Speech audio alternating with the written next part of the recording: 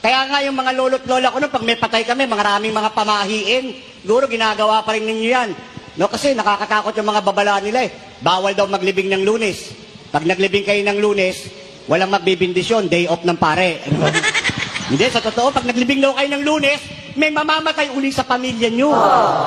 Eh kung tatlo lang kayong magkakapatid, Miyerkules pa lang, ubus na lahi nyo. Ang bilis nyong mabubura sa daigdig, di ba? Sabi pa ng lolo't lola ko, pag may patay daw sa pamilya, bawal maghatid ng mga bisitang naglamay. Masama yan, may mamamatay uli. Oh, no! Kaya sinusunod eh. Ang babala, laging may mamamatay. Eh, sino ba gustong mamatay na sunod-sunod? Ang gastos nun.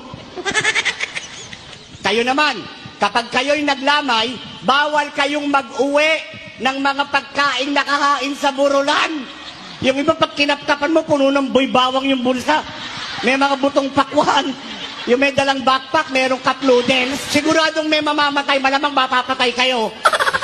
Eh, namatay na yung mga tao, kinukupit nyo pa yung chichirya. Ang pinakamasagwang turo, pag may patay daw, yung kamag-anak, bawal maligo. Pag naniwala naman kayo dyan, mamamatay naman ang mga naglalamay sa baho ng pamilya nyo. Tinatanong ako, totoo ba, Padre, mga pamahiin na matatanda? Hindi ho yan totoo, pero mabuti na din yung sigurado.